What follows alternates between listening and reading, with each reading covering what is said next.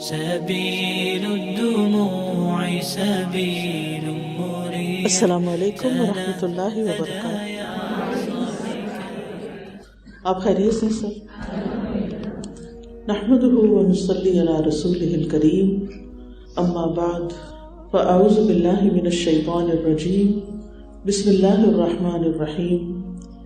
رب اشرح لي صدری ويسر لي امری واحلل عقدۃ من لسانی یفقهوا قولی. الحمد للہ رب العالمین الرحمن الرحیم مالک یوم الدین.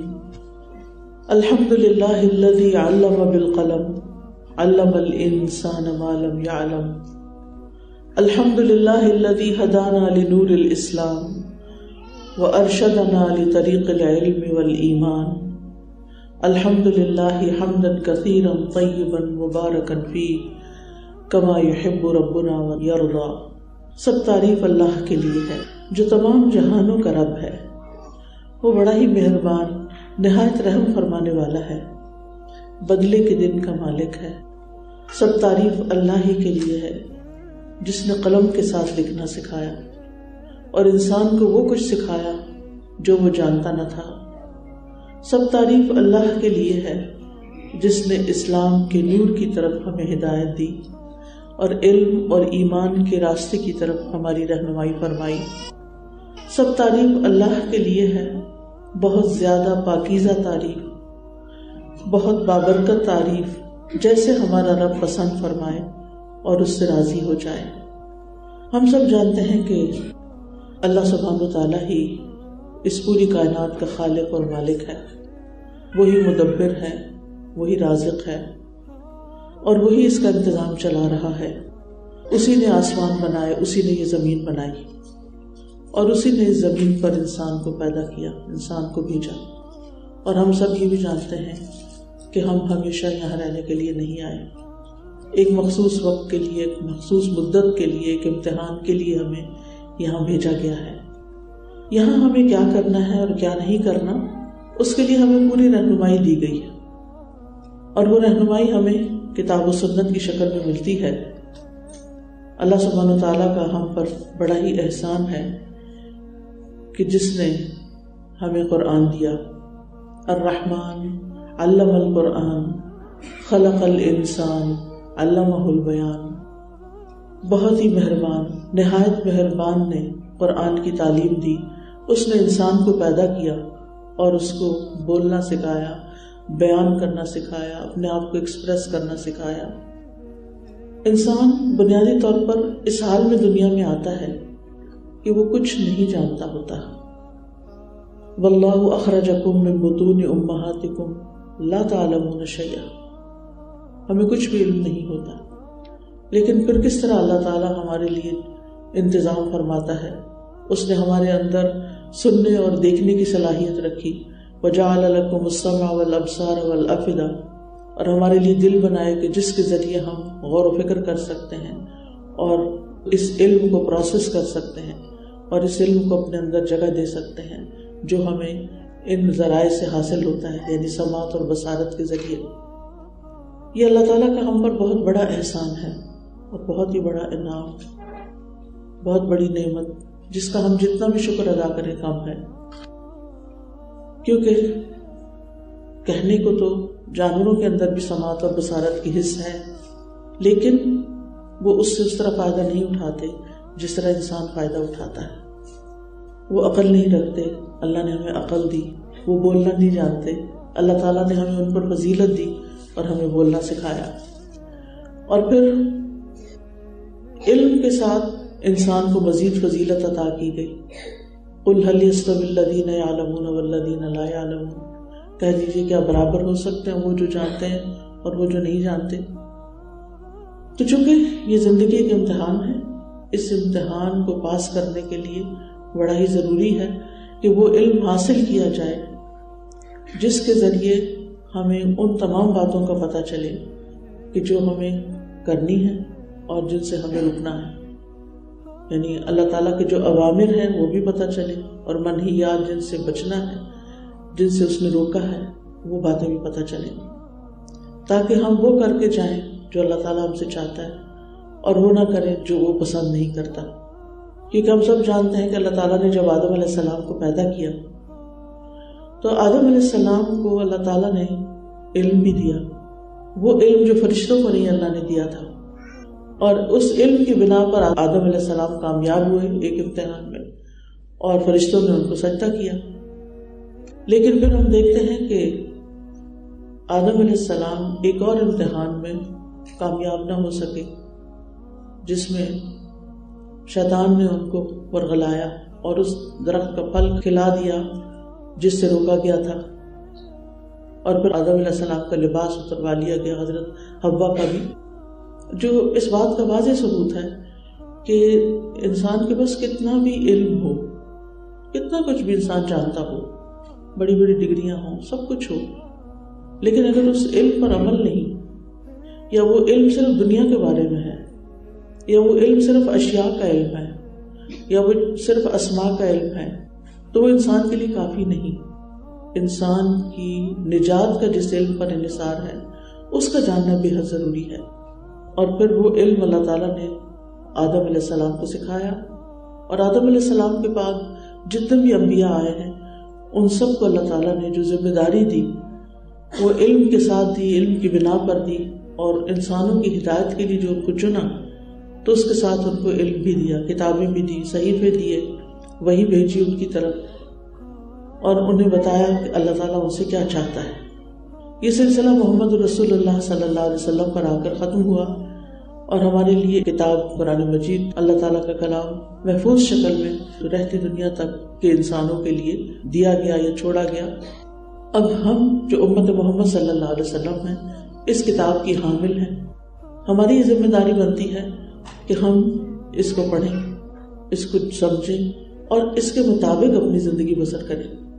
کیونکہ آدم علیہ السلام نے جب اللہ سبحانہ وتعالیٰ کی انسٹرکشنز پر عمل نہیں کیا کہ ایک خاص درخت کے قریب نہ جانا، اور وہ شیطان کے بہکاوے میں آ کے چلے گئے، تو پھر ہم انجام دیکھتے ہیں کہ کیا ہوا.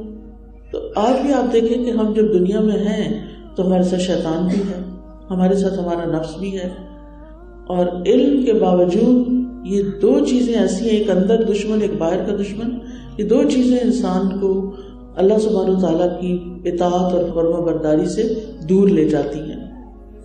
یعنی پہلا قدم تو ہے علم حاصل کرنا، اس میں تو کوئی دو رائے ہے ہی نہیں کہ علم کا حاصل کرنا باعث فضیلت ہے، لیکن صرف علم حاصل کرنا ہی کافی نہیں، علم کے ساتھ عمل بھی ضروری ہے، اور جب تک عمل نہ ہو تو علم انسان کے لیے بوجھ ہے. جیسے بنی اسرائیل کے اندر بڑے بڑے علماء تھے، لیکن انہوں نے اپنی مرضی کے مطابق اللہ تعالیٰ کی بھیجی ہوئی کتاب میں تبدیلیاں بھی کی، تحریف کی، تغیر و تبدل کیا، اور اللہ تعالیٰ کی ناراضگی مول لی، یعنی خود بدلنے کی بجائے کلام اللہ کو بدلنا چاہا.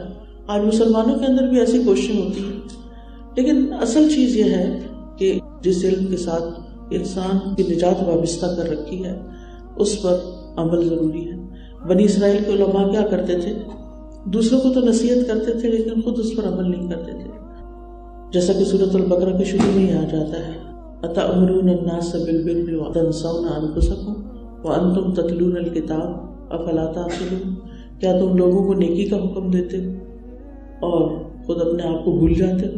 وَتَنْسَوْنَ أَنفُسَكُمْ وَأَنْتُمْ تَتْلُونَ الْكِتَابَ، حالانکہ تم کتاب پڑھتے ہو، تم کتاب کی تلاوت کرتے ہو، تم کتاب کو سمجھتے ہو. افلا تعقلون، کیا تم عقل سے کام نہیں لیتے؟ یعنی جو انسان بھی عقل سے کام لے گا وہ ایسا نہیں کر سکتا. لیکن افسوس یہ کہ آج اس معاملے میں ہم اپنی عقل استعمال نہیں کرتے. تو بہرحال نبی صلی اللہ علیہ وسلم کی جو آمد تھی اور جو علم آپ کو دے کر بھیجا گیا اس کے 4 بنیادی کمپوننٹس ہم دیکھتے ہیں. کما ارسلنا فیکم رسولا منکم یتلو علیکم آیاتنا ویزکیکم ویعلمکم الکتاب والحکمہ ویعلمکم ما لم تکونوا تعلمون. جس طرح ہم نے تم میں ایک رسول تم ہی میں سے بھیجا جو تم پر ہماری آیات پڑھتا ہے، تمہیں پاک کرتا ہے اور تمہیں کتاب و حکمت سکھاتا ہے اور تمہیں وہ کچھ سکھاتا ہے جو تم نہیں جانتے تھے. تو اس سے کیا پتہ چلتا ہے کہ رسول اللہ صلی اللہ علیہ وسلم جنہیں ایک معلم کی حیثیت سے بھیجا گیا، انہوں نے کس کس چیز کی تعلیم دی؟ انہوں نے لوگوں کو قرآن کی آیات پڑھ کر سنائی، یتلو علیکم آیاتنا۔ ہم پر بھی لازم ہے کہ ہم کتاب الہی کو صحیح طور پر پڑھنا جانتے ہوں، صرف پڑھنا نہ جانتے ہوں بلکہ تزکیہ بھی ضروری ہے، کیونکہ نبی صلی اللہ علیہ وسلم نے صرف علم نہیں دیا، صرف تعلیم نہیں دی، جیسے کہ آگے آ رہا ہے یعلمکم الکتاب والحکمہ، تمہیں کتاب کی تعلیم دیتے ہیں اور تمہیں حکمت کی تعلیم دیتے ہیں، ساتھ تزکیہ بھی کیا۔ اور تزکیہ کے بغیر علم جو ہے وہ ایک بوجھ ہے، اور تزکیہ جو ہے وہ دو چیزوں سے مل کر بنا ہے، ایک تخلیہ اور ایک تحلیہ۔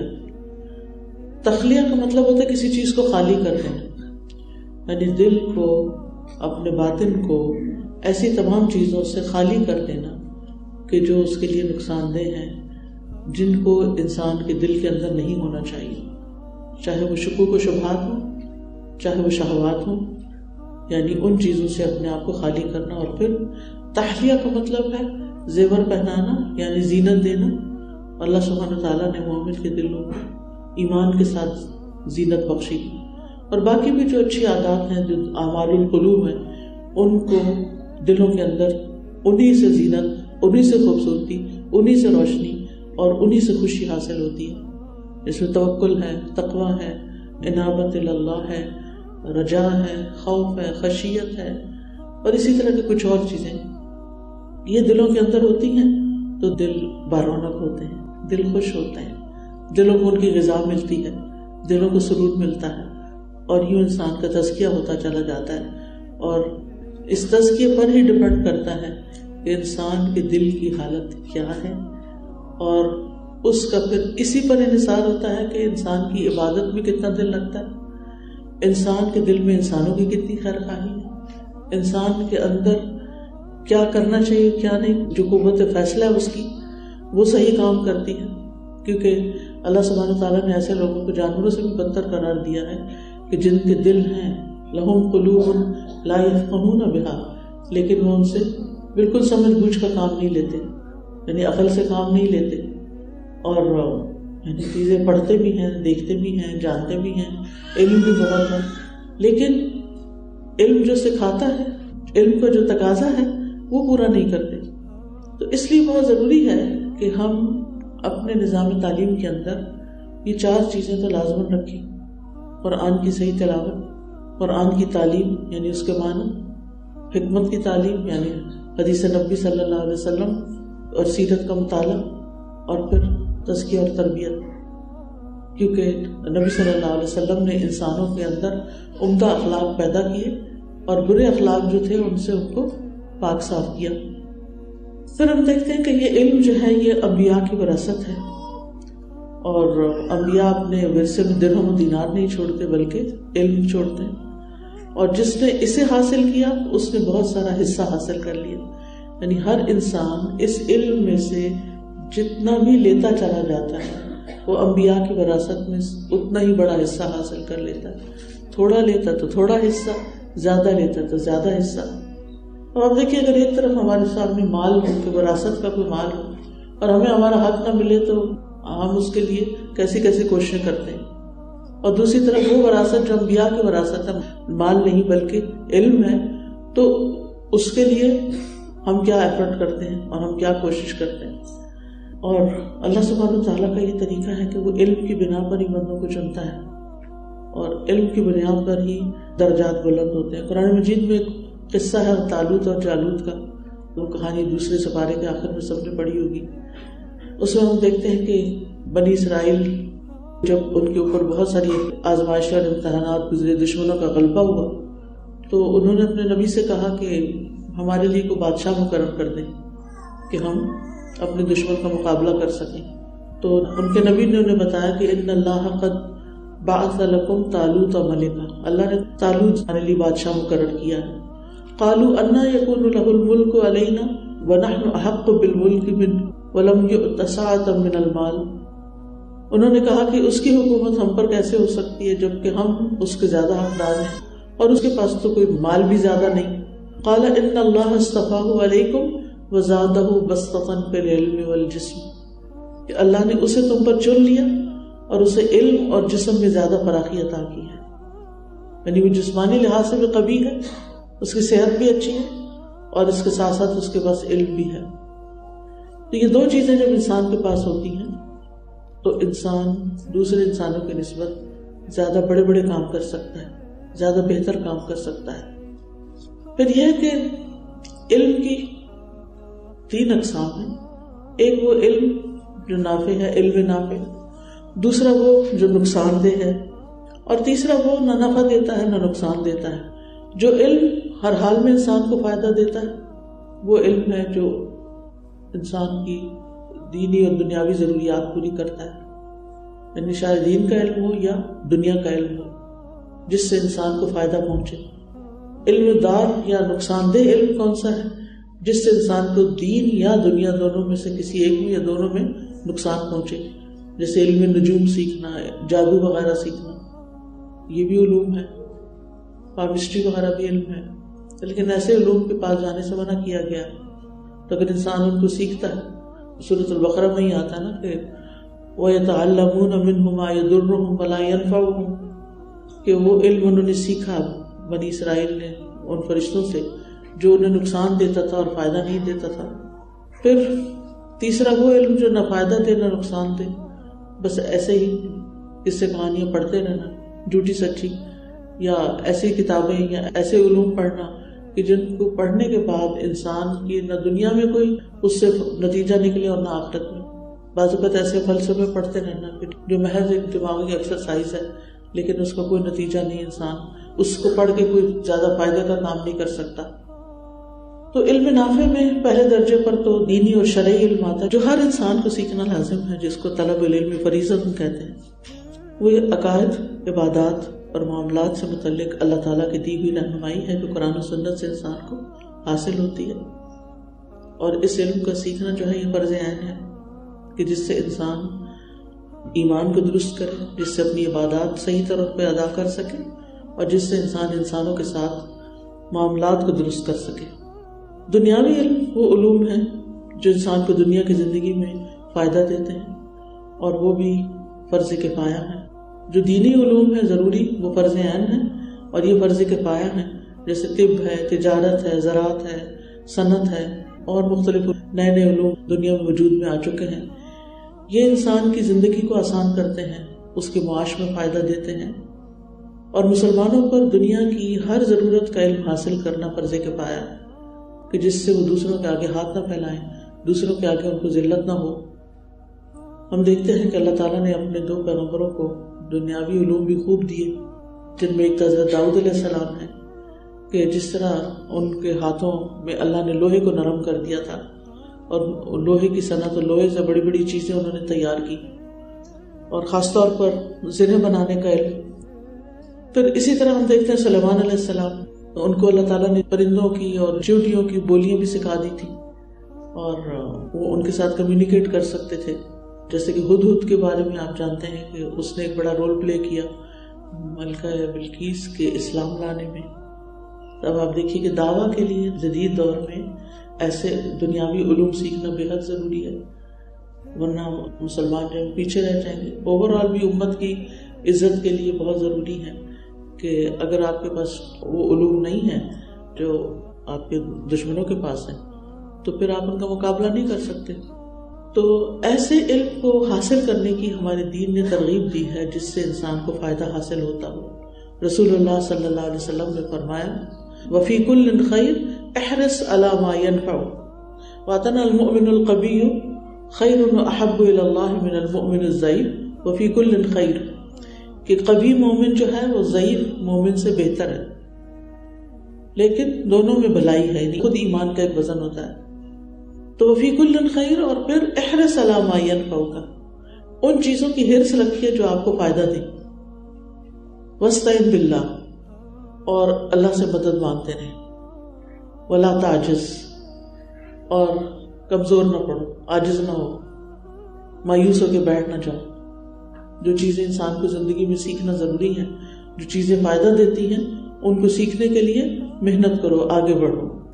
جہاں تک دینی علوم کا تعلق ہے تو دینی علوم میں جن چیزوں کو سیکھنا لازم ہے اس میں سے سب سے پہلے توحید کا علم ہے یا ایمان کا علم ہے. اللہ تعالیٰ فرماتے ہیں فَاعْلَمْ أَنَّهُ لَا إِلَهَ إِلَّا هُوَ, جان لو کہ اللہ کے سوا کوئی الہ نہیں. یعنی علم حاصل کر لو. یعنی توحید کا باقاعدہ علم حاصل کرنا چاہیے. اس بات کو دلائل کے ساتھ جاننا چاہیے کہ واقعی اللہ کے سوا کوئی الہ نہیں. لیکن اکثریت کا حال کیا ہے؟ اللہ تعالیٰ فرماتے ہیں وَلَئِن سَأَلْتَهُم مَّنْ خَلَقَ السَّمَاوَاتِ وَالْأَرْضَ لَيَقُولُنَّ اللَّهُ قُلِ الْحَمْدُ لِلَّهِ بَلْ أَكْثَرُهُمْ لَا يَعْلَمُونَ. اگر آپ ان سے پوچھیں کہ آسمانوں اور زمین کو کس نے پیدا کیا تو ضرور کہیں گے کہ اللہ نے. کہہ دیجئے سب تعریف اللہ کے لیے، لیکن اکثر ان کے علم نہیں رکھتے.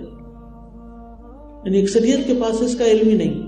کس چیز کا علم نہیں؟ سب تعریف اللہ کے لیے ہے. اور پھر آپ دیکھیے کہ اللہ تعالیٰ کی معرفت حاصل کرنا ہماری زندگی کا ایک مقصد بھی ہونا چاہیے. اس میں وَمَا خَلَقْتُ الْجِنَّ وَالْإِنسَ إِلَّا لِيَعْبُدُونَ کا معنی مجاہد جو مفسر ہیں وہ کہتے ہیں اِلَّا لِيَعْبُدُونَ کا مطلب ہے اِلَّا لِيَعْرِفُونِ، کہ میں نے جنوں اور انسانوں کو اس لیے پیدا کیا ہے تاکہ وہ مجھے پہچانیں، میری معرفت حاصل کریں. تو یہ سب سے پہلا کام ہے جو ہمیں کرنا چاہیے.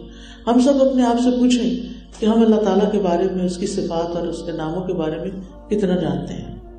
اگر ہمارے سامنے کوئی اللہ تعالیٰ کا نام لیتا ہے کہ اللہ تعالیٰ اللطیف ہے، الغنی ہے، القادر ہے، القدیر ہے، تو ہم زیادہ سے زیادہ اس پر کتنی دیر بات کر سکتے ہیں. ہم اس کے بارے میں کیا جانتے ہیں، کتنا جانتے ہیں کہ اللطیف کا کیا معنی ہے اور اس کا لطف و کرم کس طرح ہماری زندگی میں، یا اس کا جو دوسرا معنی ہے اللطیف کا باریک بین، تو ہم اس کے بارے میں کتنا جانتے ہیں. یعنی اگر ہم جانتے ہی نہیں ہیں تو پھر ہمارا اللہ تعالیٰ سے تعلق کس درجے کا، پھر اس کی عبادت کس شوق سے کریں گے. آپ جس کو پہچانتے ہی نہیں اس کے ساتھ آپ کی بات چیت کتنی دیر کی ہوتی ہے اور کیسی ہوتی ہے. مثلاً آپ پبلک ٹرانسپورٹ پہ بیٹھے، ایک سیٹ پہ آپ ہیں، آپ کے ساتھ جو خاتون ہیں ان کا نہ آپ کو نام پتہ ہے، نہ پتہ کہاں سے آئی، نہ پتہ کہاں جا رہی ہیں.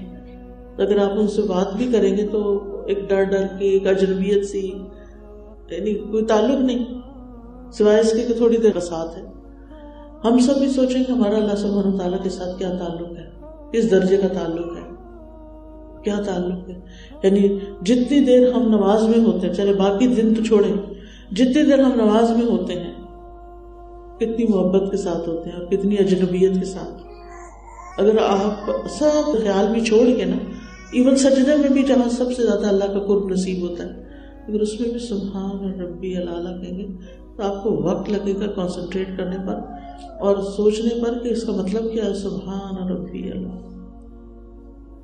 یعنی اتنی لیئرز ہیں اور اتنے فاصلے ہیں کہ ایک دم دل میں جا کے نہیں لگتی، وقت لگتا ہے رجسٹر کرنے میں ہم کیا کہہ رہے ہیں.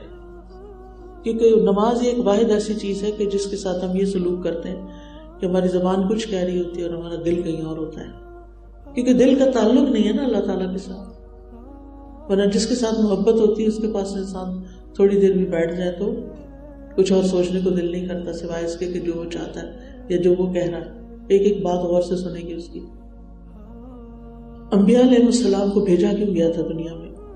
اسی توحید کی تعلیم کے لیے، لوگوں کو یہی سکھانے کے لیے. وَلَقَدْ بَعَثْنَا فِي كُلِّ أُمَّةٍ رَسُولًا أَنِ اعْبُدُوا اللَّهَ وَاجْتَنِبُوا الطَّاغُوتَ. اور بلا شبہ یقیناً ہم نے ہر امت میں ایک رسول بھیجا کہ اللہ کی عبادت کرو اور طاغوت سے بچو. اور توحید اللہ کا بندوں پر حق ہے. تب کرنا کیا چاہیے اللہ تعالیٰ کی پہچان کے لیے؟ سب سے پہلے تو اس کے کلام کا علم حاصل کرنا چاہیے. ایمان لانے کے بعد ایمان کی جو شرائط ہیں اور جو اس کی یعنی ضروری باتیں اس سے متعلق، ان کو جاننے کے بعد پھر قرآن سیکھنا چاہیے. صحابہ کہتے ہیں ہم نے ایمان سیکھا پھر ہم نے قرآن سیکھا جس سے ہمارے ایمان میں اضافہ ہوا.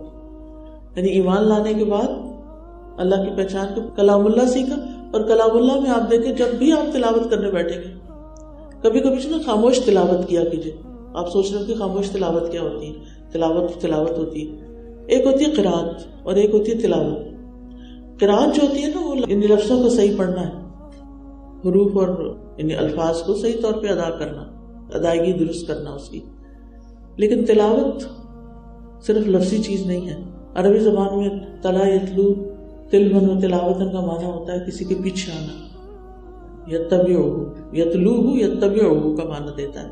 یا زید یتلوہ خالد، زید آیا تو اس کے پیچھے خالد بھی آ گیا. یتلوہ زید. تو اس طرح قرآن مجید کی جو تلاوت ہے نا وہ صرف الفاظ پڑھنا نہیں ہے، بلکہ اس کے معنی کو جاننا اور اس کو فالو کرنا، قرآن کو اپنا امام بنانا، قرآن کو اپنے سامنے رکھنا.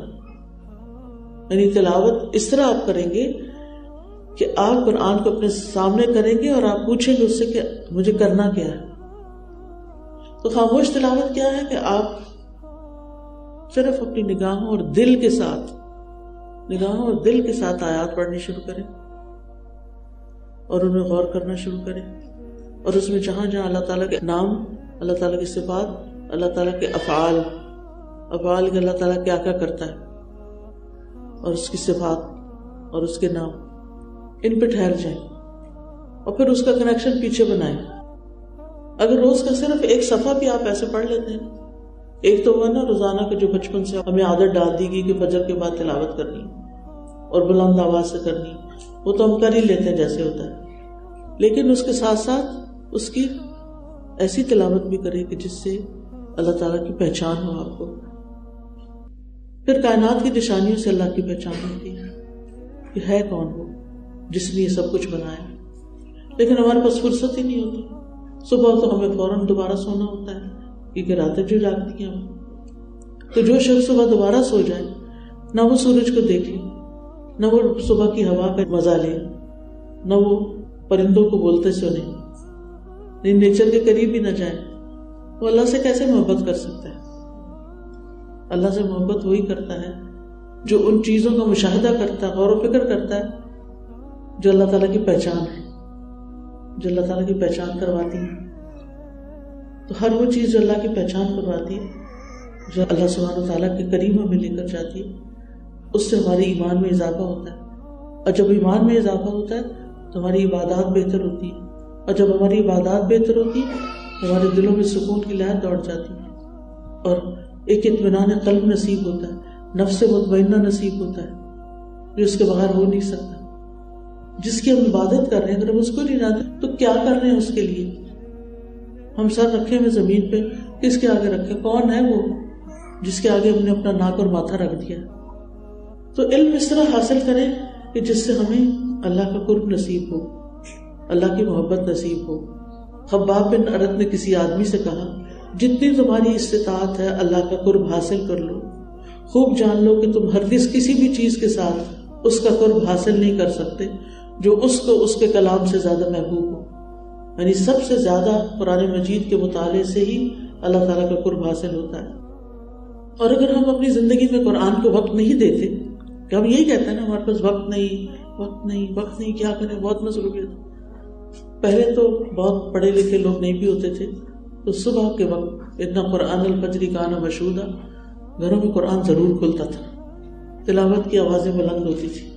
لیکن اب وہ کلچر نہیں رہا اور ایک طرح سے ہم نے قرآن کو چھوڑ دیا ہے. وقال الرسول یا رب ان قوم اتخذوا هذا القرآن مهجورا. قیامت کے دن پیغمبر کہیں گے اے میرے رب میری اس قوم نے تو قرآن کو چھوڑ دیا تھا. تو قرآن کو چھوڑنا جو ہے اور اس کے لیے کوئی وقت نہ نکالنا اور اس کو دل سے نہ پڑھنا، اس میں غور و فکر نہ کرنا، یہ بے شمار دلوں کی بیماریوں کا ذریعہ بن جاتا ہے، سبب بن جاتا ہے. اگر دلوں کی بیماریوں سے نکلنا چاہتے ہیں قرآن ہی ہیل کرتا ہے دلوں کی بیماریوں کو. اس کے لیے نسخہ قرآن ہی ہے. وَنُنَزِّلُ مِنَ الْقُرْآنِ مَا هُوَ شِفَاءٌ وَرَحْمَةٌ لِّلْمُؤْمِنِينَ وَلَا يَزِيدُ الظَّالِمِينَ إِلَّا خَسَارًا. اور ظالموں کو تو خسارے کے سوا اور کسی چیز میں اضافہ نہیں کرتا. تو بہرحال ابن قیم کہتے ہیں یہ کس قدر سخت پریشانی کی بات ہے اور کتنا بڑا خسارہ ہے جو اپنے اوقات کو علم حاصل کرنے میں تو صرف کرتا ہے، یعنی ساری زندگی علم ہی حاصل کرتا رہتا ہے، لیکن وہ اس حال میں دنیا سے جاتا ہے کہ اس نے قرآن کی حقیقتوں کو سمجھا ہی نہیں اور نہ ہی براہ راست اس کے دل پر اس کے راز اور معنی واقع ہوئے. یعنی سب کچھ کیا اس نے لیکن قرآن اس کے دل پہ نہیں اترا. تو اس لیے بے حد ضروری ہے کہ ہم ایسا طریقہ اختیار کریں کہ ہماری عقل کے علاوہ یہ اللہ کا کلام ہمارے دلوں پر اترے اور ہمارے دل اس سے دھل جائیں، ان کا تزکیہ ہو، دلوں میں اللہ کی محبت بھر جائے اور دلوں میں ایمان پختہ ہو اور اللہ تعالیٰ کی اطاعت کا جذبہ پیدا ہو اور اللہ کی رضا سب سے مقدم ہو تو جتنا جتنا ہم اس پر ورک کریں گے، کام کریں گے، اتنا اتنا ہی فائدہ ہوگا۔ پھر دوسری بات یہ ہے کہ قرآن مجید ایسی چیز ہے جو دنیا کے علاوہ قبر میں بھی انسان کو فائدہ دے گا۔ مردے کو جب دفن کر کے جاتے ہیں تو اس سے 3 سوال قبر کے فرشتے کرتے ہیں، جن کو عام طور پہ منکر نکیر کہا جاتا ہے۔ وہ پوچھتے ہیں من ربو کا، تیرا رب کون ہے؟ تو مومن جواب دیتا ہے ربی اللہ۔ پھر وہ پوچھتے ہیں ما دینو کا، تمہارا دین کیا ہے؟ تو وہ کہتا ہے کہ دین الاسلام، میرا دین تو اسلام ہے۔ پھر وہ پوچھتے ہیں من نبیو کا، تو اس کے جواب وہ کہتے ہیں کہ اللہ کے رسول ہیں صلی اللہ علیہ وسلم۔ اب آپ دیکھیے وہ فرشتے سے پوچھتے ہیں کہ یہ باتیں تمہیں کہاں سے پتہ چلی، یعنی کہاں سے تمہارے پاس آیا یہ سب کچھ؟ تو کہتے ہیں قرأت کتاب اللہ، میں نے اللہ کی کتاب پڑھی اور وہاں سے مجھے یہ سب کچھ پتہ چلا۔ لیکن اس کے برعکس اگر کوئی منافق ہوتا ہے یا اس کو کچھ پتہ نہیں ہوتا، زندگی بھی غفلت میں گزاری اور اسی حال میں موت آ گئی، تو پھر جو کچھ فرشتے پوچھتے ہیں وہ جواب میں کہتا ہے ہاں لا ادری لا ادری، مجھے نہیں پتا، مجھے نہیں پتا۔ تو ہم کون سے مسلمان بننا چاہتے ہیں کہ جو جانتے ہوں، علم کی بنا پر مسلمان ہوں، یا پھر کچھ بھی نہ جانتے ہوں؟ اور ایک روایت میں آتا ہے کہ جو منافق ہے جب وہ جواب نہیں دے سکتا تو فرشتے کہتے ہیں لا دریتا ولا تلیتا ولا تدیتا، نہ تو نے اس کو سمجھا، نہ تو نے اس کی ریڈنگ کی، اور نہ ہی تم نے ہدایت پائی۔ ظاہر ہے کہ جب نہ انسان علم حاصل کرنے کی تگ و دو کرے اور نہ ہی اس کی تلاوت کرے، اس کا مذاکرہ کرے، اور صرف اس کے ساتھ ستیلوں جیسا سلوک کے بھی ہے بھی اور نہیں بھی، گھر میں دور اوپر کہیں رکھا ہو، تو ایسی صورت میں انسان سخت خسارے میں ہے۔ ہاں جو کوشش شروع کر دیتا ہے وہ منزل تک پہنچ جاتا ہے۔ پھر آپ دیکھیے کہ عبادات آ جاتی ہیں۔ عبادات بھی ممکن نہیں جب تک کہ ہم علم حاصل نہیں کرتے۔ خواتین کے لیے ہم میں سے ہر خاتون اس بات کو اچھی طرح جانتی ہے کہ اسے زندگی میں کبھی نہ کبھی مینسز کے سلسلے میں ضرور اشکال پیش آئے، پتہ نہیں مجھے نماز پڑھنی چاہیے کہ نہیں پڑھنی چاہیے، ابھی پراپر بلیڈنگ نہیں ہو رہی ہے، ابھی ایک دھاگا سا آ رہا ہے، آپ یہ یعنی بے شمار سوال آتے ہیں ذہن میں، لیکن باقاعدہ علم کوئی بھی نہیں حاصل کرتا۔ نہ کوئی ماں اپنی بیٹی کو ساری چیزیں سمجھاتی، بس ایسے پل کے بڑے ہو جاتے ہیں اور پھر بچے پیدا کر لیتے ہیں اور پھر بوڑھے ہو جاتے ہیں، مر جاتے ہیں، بات ختم۔ تو بہت ضروری ہے کہ یہ علوم جو ہیں جن پر ہماری عبادات کی درستگی کا انحصار ہے، ان کو صحیح طور پر حاصل کیا جائے اور وہ فنگر ٹپس پر ہو، تاکہ ہم صرف اس انتظار میں روزے نہ چھوڑتے جائیں کہ وہ میرے پیریڈز ختم ہو گیا تھا ٹائم، لیکن پھر بھی کچھ سپاٹنگ لگتی رہی تو میں روزے بھی چھوڑتی رہی، میں نمازیں بھی چھوڑتی رہی۔ کس قدر خسارہ ہے اس جہالت کا، علم ہے ہی نہیں کہ کیا کرنا چاہیے تھا اور کیا نہیں کرنا چاہیے تھا۔ تو نماز کیسے پڑھیں، باقی عبادات کیسے بچا لائیں، اور اگر اللہ نے اپنے فضل سے مال دیا تو زکوٰۃ کیسے ادا کریں، کس کس چیز پر زکوٰۃ ہے، زکوٰۃ کیلکولیٹ کیسے کرنا۔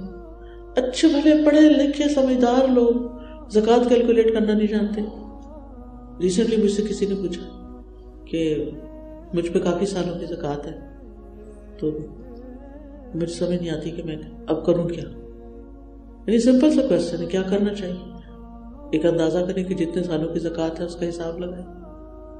اور خواتین کو اپنے گولڈ کا تو بڑی اچھی طرح پتہ ہوتا ہے، کتنی شادی میں چوڑیاں ملی، کتنی میکے سے ملی، کتنی سسرال سے ملی، اور پھر اس کو کب سے اٹھا کے لاکر میں رکھا ہوا، رسیدیں وغیرہ تک پڑی ہوتی ہیں جن سے ڈیٹس پتہ چل جاتی ہیں۔ دنیا کا کچھ بھی پتہ کرنا تو ہم بڑی آسانی سے کر سکتے ہیں، لیکن اگر زکوٰۃ کا حساب کرنا تو ہمیں مشکل پیش آ جاتی ہے۔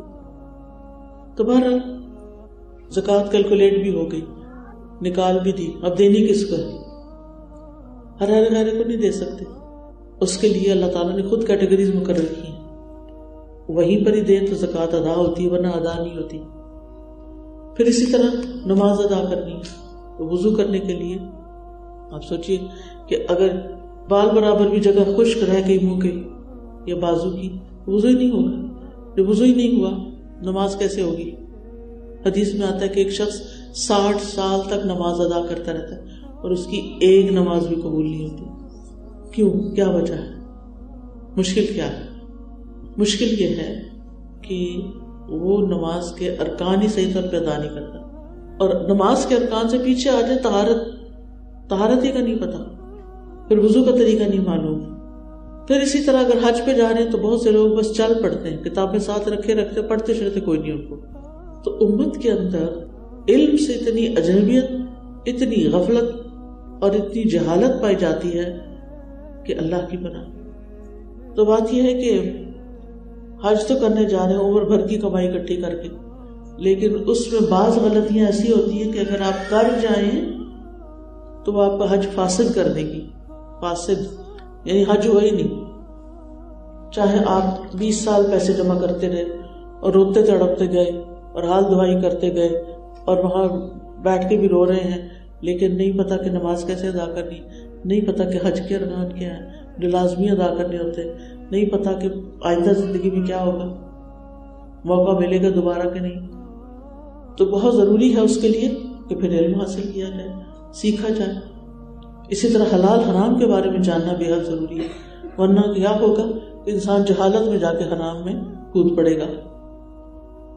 علماء کہتے ہیں یہ بھی جہالت ہے کہ انسان دین سے جاہل ہو اور دنیاوی علوم میں ماہر ہو تو اس کو جاہل ہی کہیں گے، پڑھا لکھا نہیں کہیں گے.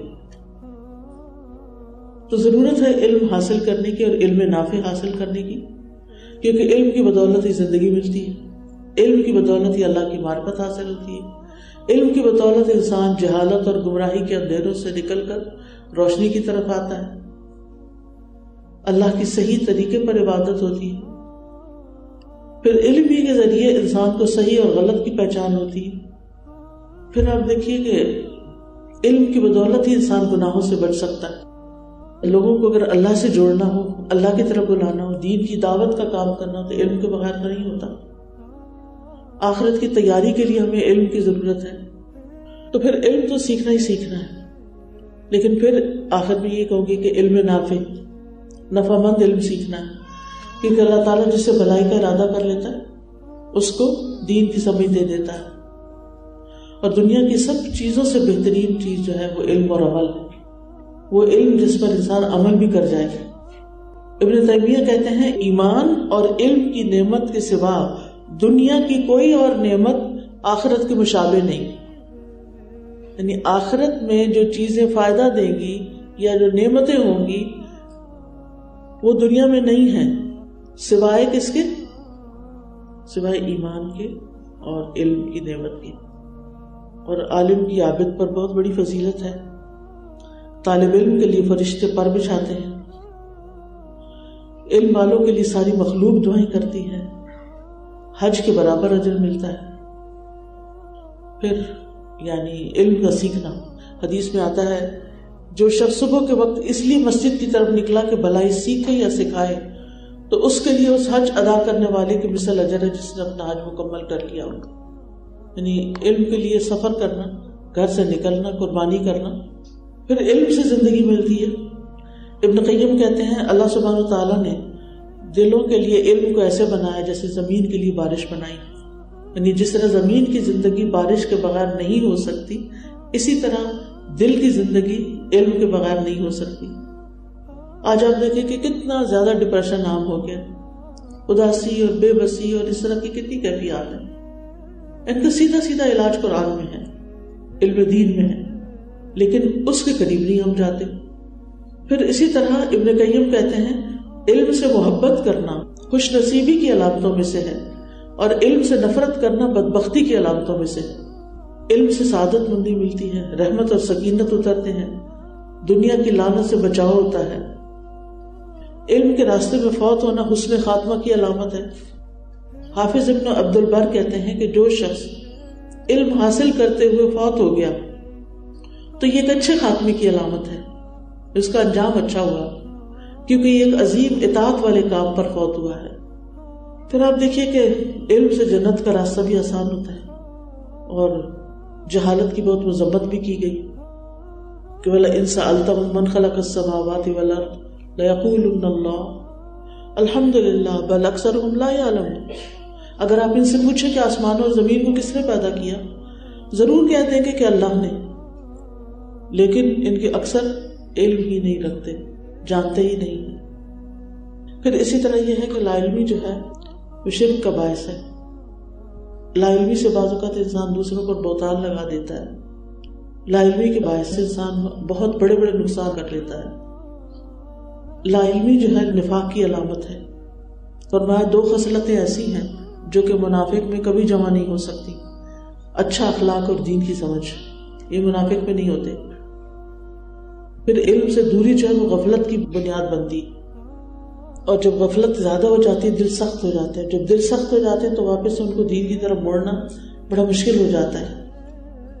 لا علمی سے انسان اپنی اور دوسروں کی گمراہی کا سامان کرتا ہے، اور گمراہی کا تو آپ کو معلوم ہے کہ اس کا نقصان کیا ہے.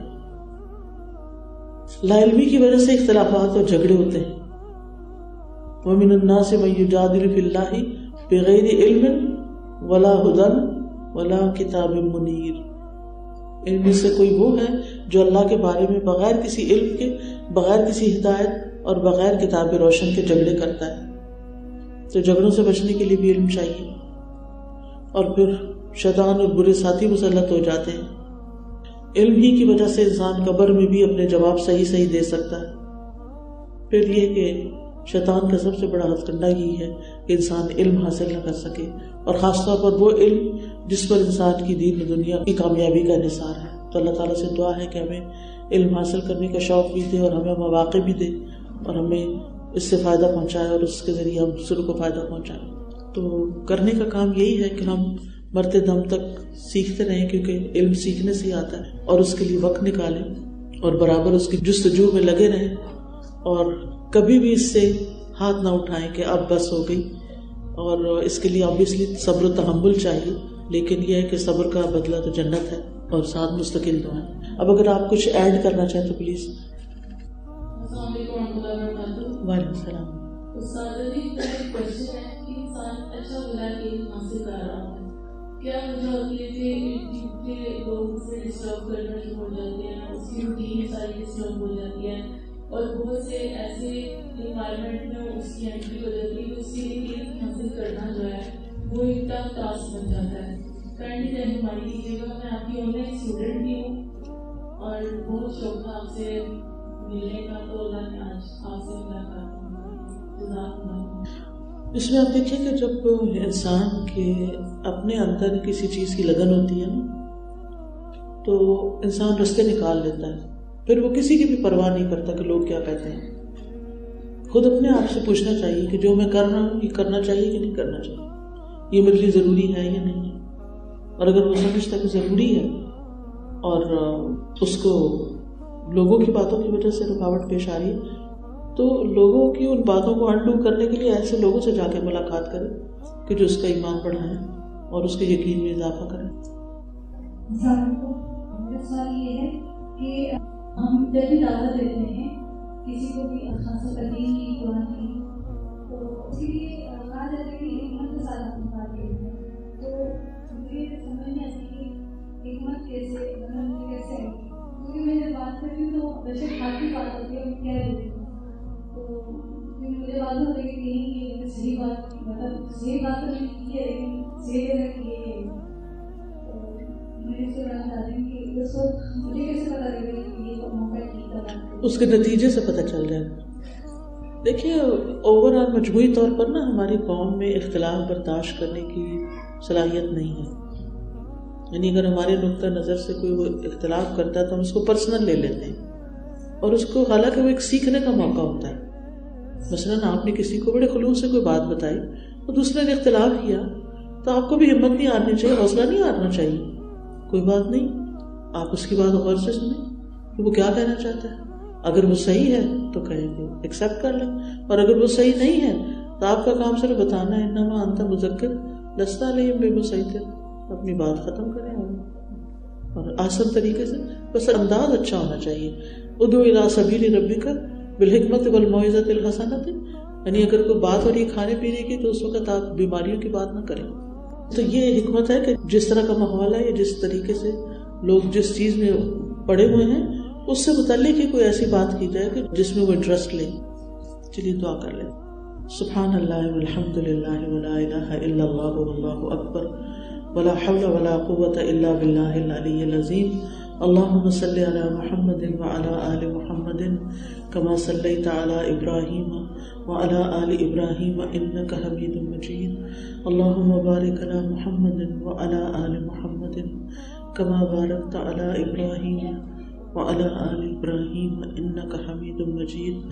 ربنا آتنا في الدنيا حسنة وفي الآخرة حسنة وقنا عذاب النار. اللهم إنا نسألك علما نافعا ورزقا طيبا وعملا متقبلا. اللهم إنا نسألك علما نافعا ونعوذ بك من علم لا ينفع. اللهم انفعنا بما علمتنا وعلمنا ما ينفعنا وارزقنا علما تنفعنا بها. اللهم إنا نعوذ بك من علم لا ينفع ومن قلب لا يخشع ومن نفس لا تشبع ومن دعوة لا يستجاب لها. اللهم إنا نعوذ بك من جهد البلاء ودرك الشقاء وسوء القضاء وشماتة الأعداء. اللهم اكفنا بحلالك عن حرامك وأغننا بفضلك عمن سواك. اللهم ارزقنا حبك وحب من يحبك وحب عمل يقربنا إلى حبك. اللهم انفعنا بما علمتنا وعلمنا ما ينفعنا وزدنا علما وزدنا علما وزدنا علما. یا اللہ جو کچھ ہم نے سیکھا ہے ہمیں اس پر عمل کی توفیق عطا فرما. ہماری نیتوں کو اپنے لیے خالص کر، ہمارے لیے علم کے رستے آسان کر دے. ہمیں اپنی رحمت اور برکتوں سے نواز اور ہمیں مرتے دم تک ان کاموں کی توفیق دے جن سے تو راضی ہو جا. ہماری موت کو ہمارے لیے خوشگوار بنا دے اور مرنے کے بعد ہماری قبر کو جنت کے باغوں میں سے ایک باغ بنا دے. اور حشر کے دن کو یا رب العالمین تیرے سے ملاقات کے دن کو ہمارا سب سے بہترین دن بنا دے. یا رب العالمین ہمیں جنت الفردوس عطا فرما اور جہنم کی آگ سے بچانا اور ہمیں اپنا دیدار نصیب فرما. ربنا تقبل منا انك انت السميع العليم وتب علينا انك انت التواب الرحيم. وصلى الله تعالى على خير خلقه محمد وعلى آله وأصحابه وأهل بيته أجمعين برحمتك الرحيم. السلام علیکم ورحمۃ اللہ وبرکاتہ. سبيل الدموع سبيل